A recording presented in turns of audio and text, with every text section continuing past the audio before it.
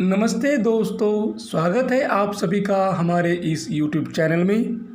आज हम देखेंगे कक्षा 9वीं विषय हिंदी पहली इकाई 9वीं कविता वरदान मांगूंगा नहीं।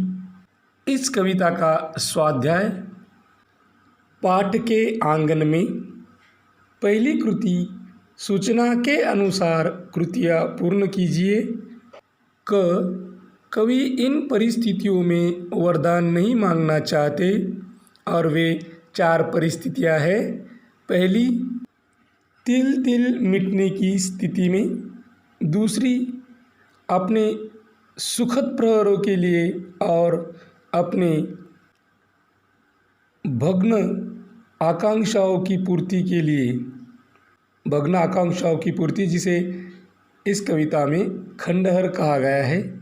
तीसरा, ना हार में ना जीत के लिए। और चौथा, हृदय के ताप या अभिशाप में कवि वरदान नहीं मांगना चाहती। आकृति पूर्ण कीजिए। आकृति के केंद्र बिंदु में है सुखद स्मृति, इनके लिए है, और उत्तर प्रहरों के लिए और दूसरा खंडहरों के लिए। दूसरी आकृति के केंद्र बिंदु में है कवि भयभीत नहीं है, और 2 चीज़ें हमें लिखनी है जिनमें कवि भयभीत नहीं है, और वह उत्तर है हार में। कवि हार में भयभीत नहीं है, और जीत में, यानी कवि जीत में भी भयभीत नहीं है। दूसरा, पद्य में पुनरावर्तन हुई पंक्ति लिखिए। जब हम इस कविता को पढ़ते हैं, ध्यान से पढ़ते हैं, तब हमें यह मालूम होता है कि इस कविता में जो पुनरावर्तन हुई पंक्ति है वह है वरदान मांगूंगा नहीं। तीसरा, रेखांकित वाक्यांश के स्थान पर उचित मुहावरा लिखिए, और वाक्य है, रुग्णशैया पर पड़ी माताजी को देखकर मोहन का धीरज धीरे धीरे समाप्त हो रहा था। और पर्याय हमें दिए गए हैं तिल तिल मिटना और जिस्म टूटना। इन दोनों पर्यायों में से तिल तिल मिटना यह पर्याय उचित है, बराबर है। और इस उचित मुहावरे का प्रयोग कर हम वाक्य फिर से लिखेंगे। रुग्णशैया पर पड़ी माताजी को देखकर मोहन का धीरज तिल तिल मिट रहा था। अब है पाठ से आगे। कविवर्य रविंद्रनाथ टैगोर की कविता पढ़िए। यह हमें एक कविता मिली है जिस कविता का नाम है प्रेम में प्राण में गान में गंध में। अब हम यह कविता पढ़ेंगे। प्रेम में प्राण में गान में गंध में आलोक और पुलक में हो रह प्लावित, निखिल द्युलोक और भूलोक में तुम्हारा अमल निर्मल अमृत बरस रहा झरझर। दीक दिगंत के टूट गए आज सारे बंद, मूर्तिमान हो उठा जागृत आनंद। जीवन हुआ प्राणवान अमृत में छक कर, कल्याण रस सरोवर में चेतना मेरी शतदल समखिल उठी परम हर्ष से। सारा मधु अपना उसके चरणों में रखकर, नीरव आलोक में जागा हृदयांगन में, उदार मना उषा की उदित अरुण कांति में, अलस पड़े कोपल का आंचल ढला सरक कर। अब हम मुड़ेंगे भाषा बिंदु की ओर। निम्नलिखित अशुद्ध वाक्यों को शुद्ध करके फिर से लिखिए। यहाँ हमें कुछ अशुद्ध वाक्य दिए गए हैं। हमें क्या करना है, हमें वह वाक्य शुद्ध करके यहाँ लिखने हैं। पहला वाक्य है, लता कितनी मधुर गाती है। तो यहाँ चाहिए था लता कितना मधुर गाती है। दूसरा वाक्य, तितली के पास सुंदर पंख होते हैं। और शुद्ध वाक्य है, तितली के पंख सुंदर होते हैं। तीसरा अशुद्ध वाक्य है, यह भोजन 10 आदमी के लिए है। और शुद्ध वाक्य, यह भोजन 10 लोगों के लिए है।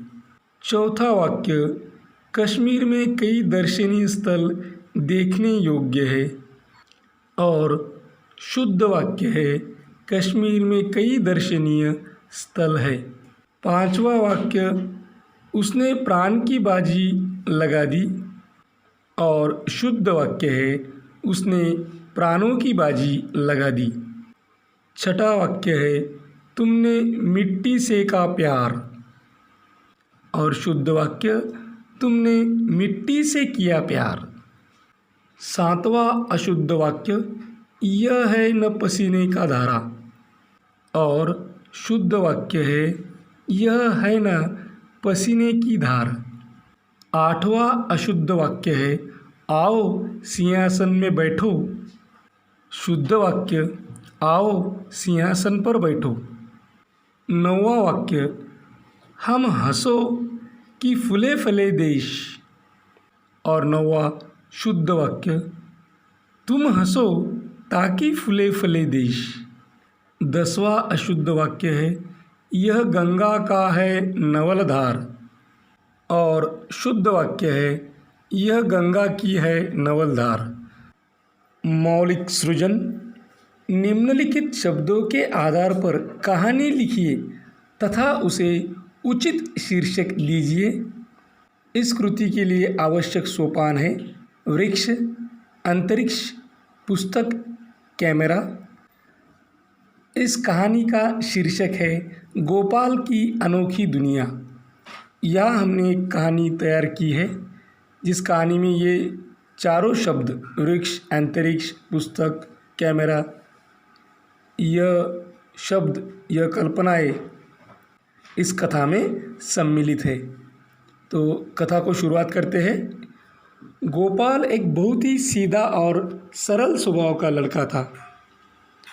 उसका पढ़ाई में बहुत ही मन लगता था। उसे प्राय इस सृष्टि के बारे में जानने की बड़ी उत्सुकता थी। अंतरिक्ष में यह चीज़ें दिखाई देती है, उनके नाम तो उसे पुस्तकों से पता चले थे, पर उनके बारे में वह जानना चाहता था।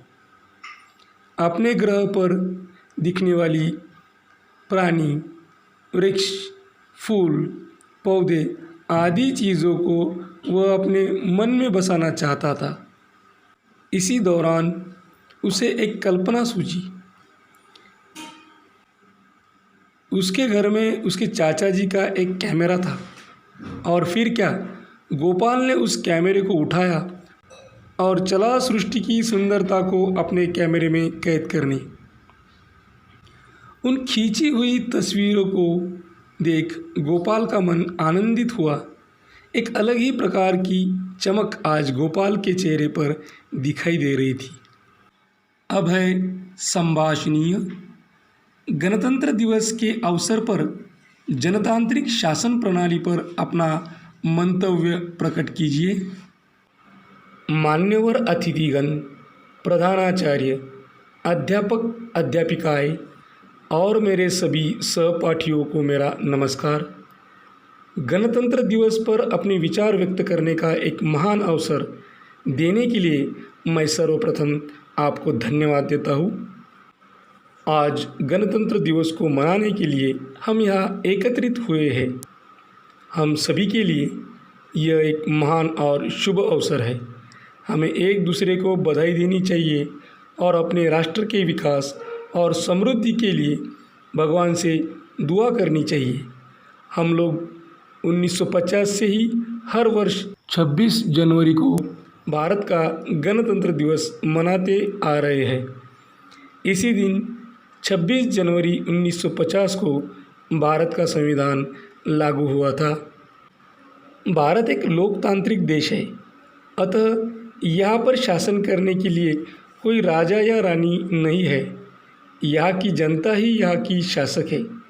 इस देश में रहने वाले हर एक नागरिक के पास बराबर का अधिकार है। बिना हमारे वोट के कोई भी मुख्यमंत्री या प्रधानमंत्री नहीं बन सकता। देश को सही दिशा में नेतृत्व प्रदान करने के लिए हमें अपना सबसे अच्छा प्रधानमंत्री या कोई भी दूसरा नेता चुनने का हक है। लोकतंत्र अर्थात जनप्रतिनिधि एक ऐसा तंत्र है जिसमें जन कल्याण की भावना से सभी कार्य संपन्न किए जाते हैं। जन कल्याण की भावना एक एक करके इस शासन तंत्र के द्वारा हमारे सामने कार्य रूप में दिखाई पड़ने लगती है। लोकतंत्र का महत्व इस दृष्टि से भी होता है कि लोकतंत्र में सबकी भावनाओं का सम्मान होता है और सबकी भावनाओं को स्वतंत्र रूप से प्रकट करने का पूरा अवसर मिलता है। इसी प्रकार किसी भी तानाशाही का लोकतंत्र करारा जवाब देता है। हमारे देश ने बहुत विकास किया है और विश्व के शक्तिशाली देशों में गिना जाने लगा है। विकास के साथ कुछ कमियां भी खड़ी हुई है, जैसे असमानता, गरीबी, बेरोजगारी, भ्रष्टाचार, अशिक्षा आदि। अपने देश को विश्व का एक बेहतरीन देश बनाने के लिए, समाज की समस्याओं को सुलझाने के लिए हमें आज प्रतिज्ञा लेने की ज़रूरत है। धन्यवाद। जय हिंद। अब है आसपास। जीत के लिए संघर्ष ज़रूरी है विषय पर प्रतियोगिता में सहभागी टीम के साथ चर्चा कीजिए। जीत के लिए संघर्ष ज़रूरी है, यह वाक्य बिल्कुल सत्य है। इस सृष्टि में मनुष्य हो या प्राणी में छोटे छोटे प्राणी से लेकर बड़े से बड़े प्राणी तक सबकी ज़िंदगी में संघर्ष होता है। संघर्ष ही जीवन है। जीवन संघर्ष का ही दूसरा नाम है। जो लोग इन संघर्षों का सामना करने से डर जाते हैं वे जीवन से भी हार जाते हैं। जीवन भी उनका साथ नहीं देता। मंजिल और ज़िंदगी में कामयाब बनने के लिए संघर्ष ज़रूरी है। संघर्ष से हम सब कुछ हासिल कर सकते हैं। बार बार हार के भी हिम्मत रखना और मेहनत करने के साथ अपने लक्ष्य की तरफ कदम बढ़ाना ही संघर्ष है। जीवन एक संघर्ष है एवं इसका सामना प्रत्येक व्यक्ति को करना पड़ता है। हमें कभी भी संघर्ष से डरना नहीं चाहिए। संघर्ष के बिना कोई भी सफलता नहीं पा सकता। अब है श्रवणीय। किसी अवकाश प्राप्त सैनिक से उनके अनुभव सुनिए और उनसे प्रेरणा लीजिए। बचपन से ही जब से इतिहास को पढ़ा था, मुझे सैनिक एक बहुत ही आदर्श पुरुष दिखाई देता था। आज एक अवकाश प्राप्त सैनिक से उनका अनुभव सुनने के बाद मेरे हृदय में सैनिकों के प्रति सम्मान बढ़ गया है। मैंने पाया 100 में से 99 सैनिक तो ग्रामीण परिवेश से ही थे, जिनके परिवार आर्थिक रूप से बहुत कमज़ोर थे। बहुत सारे ऐसे परिवार थे जिनका एक ही बेटा था और वो भी फौज में। पश्चिम उत्तर प्रदेश में ऐसे बहुत से गांव हैं जहाँ के 60% से 70% नौजवान फौज में ही भर्ती होते हैं और उनकी देशभक्ति, उनका भारत माता के प्रति लगाव और जज्बा देखते ही बनता है।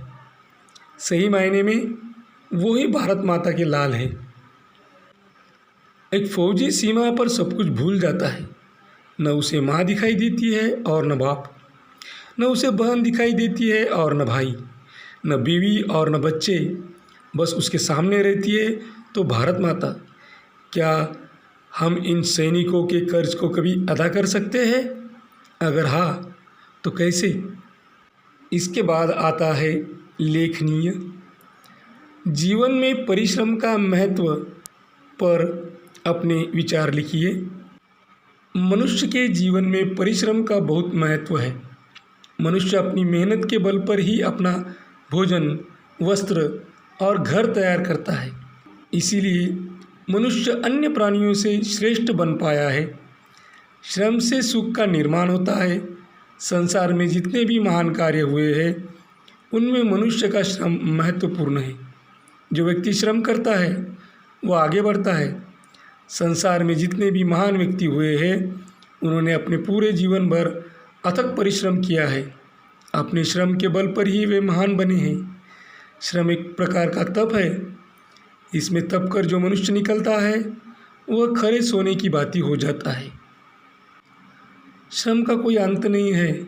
श्रम से ही मनुष्य सागर से मोती निकाल लाता है और धरती के नीचे खानों में जाकर सोना चांदी जैसी धातुएं प्राप्त कर लेता है। कहावत है, जो आदमी श्रम करता है ईश्वर भी उसकी मदद करता है।